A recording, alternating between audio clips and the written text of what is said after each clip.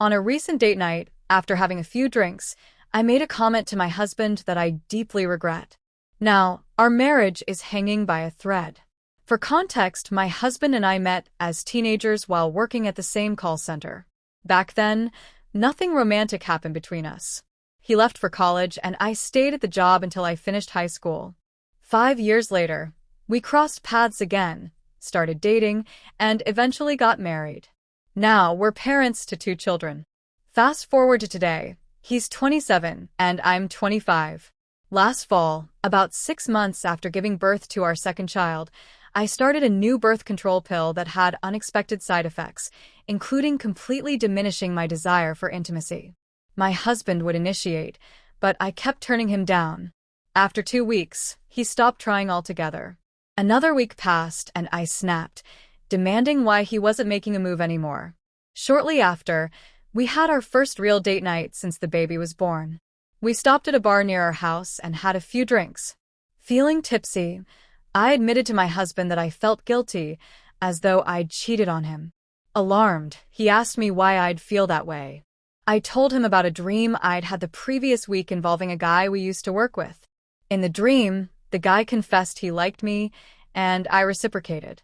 To make matters worse, I started scrolling through this guy's social media in front of my husband, pointing out random details and even criticizing the appearance of the woman in one of his photos.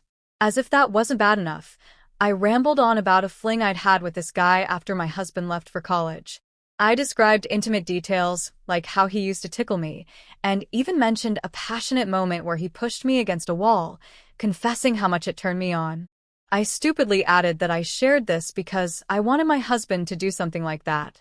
The next morning, my husband was furious, not just because of what I'd said, but because of how I'd been acting for the past month.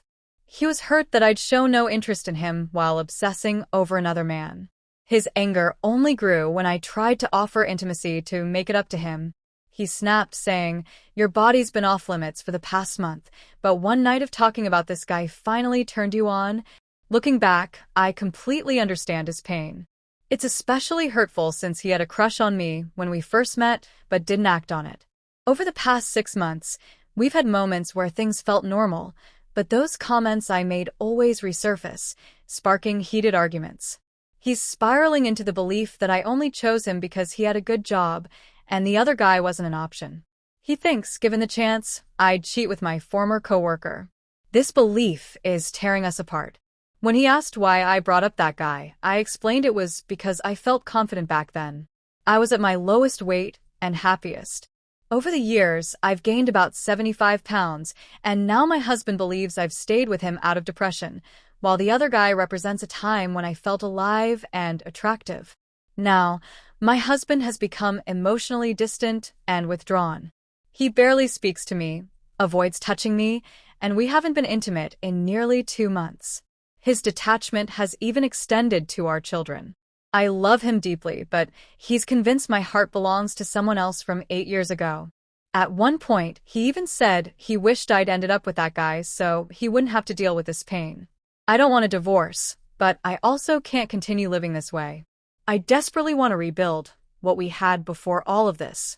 My husband keeps coming back to the idea that my younger, more carefree, and attractive self belonged to the other guy, while he's left with the weight of marriage, kids, bills, and a lackluster sex life.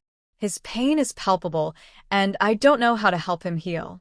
I was already painfully aware of how my body had changed after 2 pregnancies, but his words cut deeper than I expected. He said, "Do you think that guy is looking through your Facebook, reminiscing about how amazing you were? Especially now that you've gained weight?" He wouldn't even give you a second glance.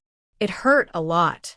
During arguments, he digs up every detail I've ever shared, including the time I called the other guy attractive. He even fixates on the fact that the guy was my boss, which I admitted added to the allure back then.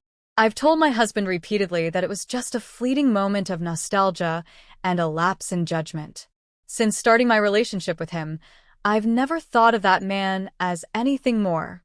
Yet, even small actions, like liking one of the guy's social media posts, have spiraled into major issues.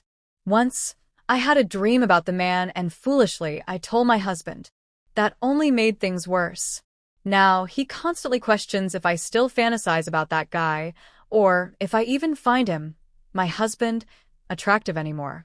I've assured him over and over that my love and attraction are for him alone, but it feels like nothing I say or do is ever enough. The hurt seems too deeply rooted now.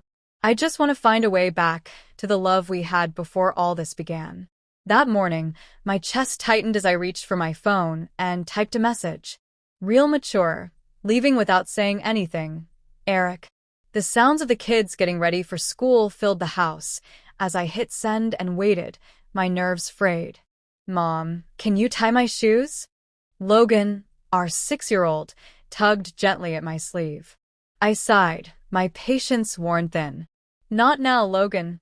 From the other room, Emma, our 9-year-old, shouted, I can't find my tablet. Emma, I called sharply. If you keep crying about that tablet, I swear I'll lose it. Logan stood silently, his wide, unblinking eyes, so much like Eric's, staring up at me. Guilt crept in. I exhaled slowly and knelt to tie his shoes. By early afternoon, Eric finally replied, I'll be back later. Don't wait up. I called him immediately. His tone was cold and distant, every word heavy with finality. Eric, what does that even mean? I asked. But before I could say more, he hung up. That evening, Eric came home much later than usual.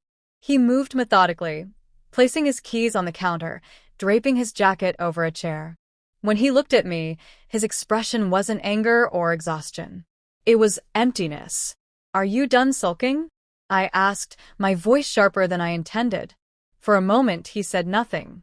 Then he let out a low, weary sigh, a sound so heavy it made my chest tighten.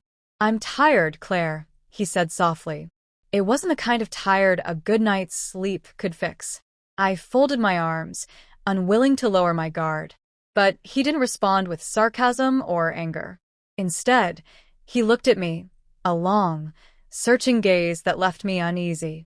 And that's the problem, he said finally, his words landing like deliberate punches. What the hell does that mean? I asked, my voice tinged with desperation. He didn't answer. Instead, he walked into the bedroom, opened the closet, and pulled down the old black duffel bag.